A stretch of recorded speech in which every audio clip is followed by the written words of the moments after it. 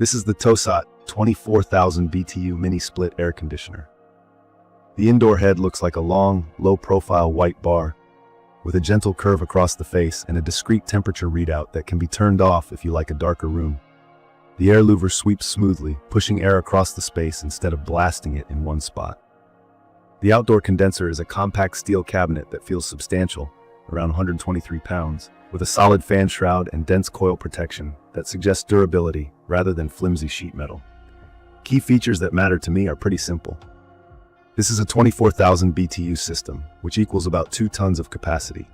That's enough for a large living area, an apartment, a garage workshop, or an open concept main floor, depending on insulation and layout. The 22 SEER2 rating means it's very efficient.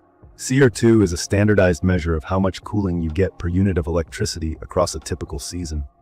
Higher numbers mean lower power bills, and 22 is firmly in the high efficiency range. It runs on a variable speed inverter compressor, which ramps up and down instead of turning fully on and off.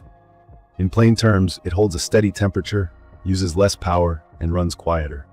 It's also a heat pump, so it cools in the summer and heats when it's cold. The spec sheet and my testing line up. Cooling in very hot weather is strong, and heating in cold snaps felt confident. Noise is excellent.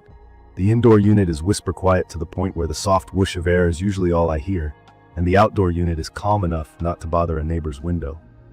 The Wi-Fi control is straightforward, the mobile app is simple to set up, and voice control with Alexa works as expected for basic on-off, mode, and temperature commands. From my experience living with it, I care about 3 things: temperature control, humidity control, and sound. This system nails those.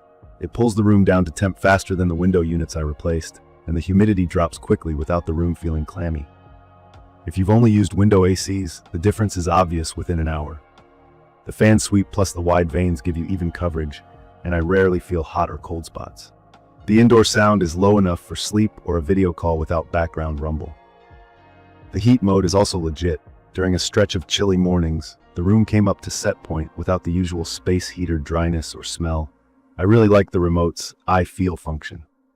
It uses a sensor in the remote to measure the temperature where I'm sitting, not just at the wall unit. That's helpful if the unit is mounted high and the room has uneven airflow.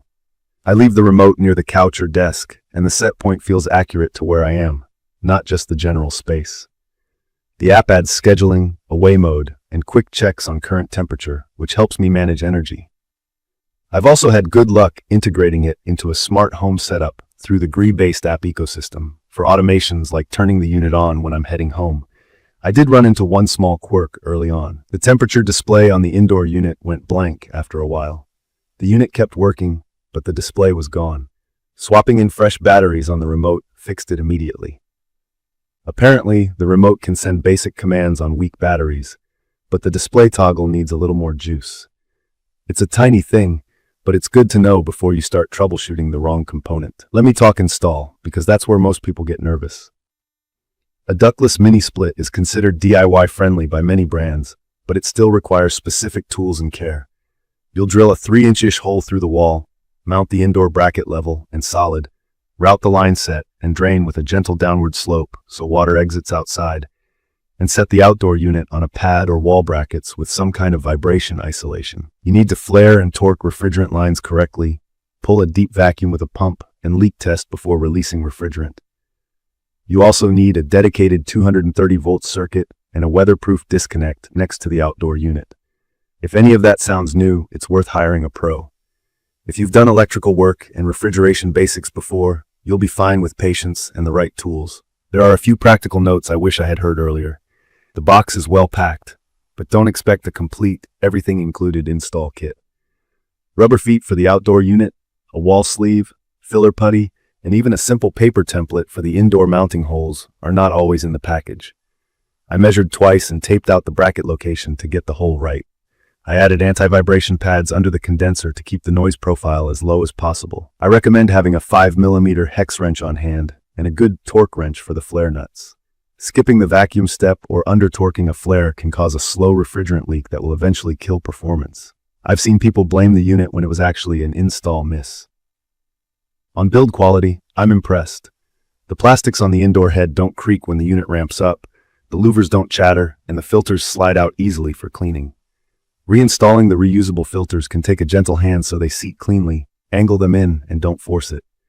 The outdoor cabinet feels robust and the fan is balanced. I keep the area around it clear of leaves and snow so it can breathe. The drain line stays sloped through the wall, and I insulated the portions exposed to avoid condensation drips. On support, I'll be honest, I've seen mixed reports. Some folks get quick help, others say responses take a while. My own questions were answered over email after a couple of days. Nothing went wrong with the hardware, so I didn't need a warranty claim, but I suggest registering the unit, keeping your receipts, and confirming whether self-install affects the 5-year warranty terms in your area. TOSOT is part of Gree, a huge HVAC manufacturer, which gave me confidence in the core tech, but local support always matters, especially if you're new to mini splits. It's perfect for a large bedroom, an open living room, a bonus room, or a workshop where you want steady temperature and quiet. If you're replacing a handful of window units, you'll instantly appreciate the comfort upgrade. If you're heating with space heaters, you'll like how even and efficient the heat pump feels. If you're building a small studio or office, the low-noise floor keeps audio clean and meetings distraction-free. I'd recommend this for advanced DIYers who already own a vacuum pump and know their way around flares and 230-volt circuits, or for anyone who can hire a qualified installer but wants high efficiency without paying a premium brand price. If you're brand new to tools or uncomfortable with electrical, bring in a pro for install and enjoy the unit's performance afterward. Either way, plan for a couple of small accessories the box doesn't include. Take your time on measurements and use the smart features to get the most out of it. In my opinion, the value is strong. The performance feels like what higher-end systems promise. Fast, even cooling, solid low-temperature heating, and very quiet operation. The Wi-Fi features are actually useful, not just a checkbox. And the I feel mode is one of those quality of life things you miss when it's not there.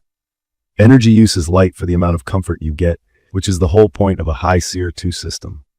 The main trade-offs are installation complexity for beginners and the possibility of slower than ideal support if you hit a snag. Those aren't deal breakers for me, but they're worth factoring into your plan. In conclusion, the TOSOT 24,000 BTU mini split delivers efficient, quiet, smart heating and cooling from a proven manufacturer. If you pair it with a careful install and a few thoughtful accessories, it feels like a long-term solution that keeps bills down and comfort high. I'm happy with it, and I'd use it again in a similar space.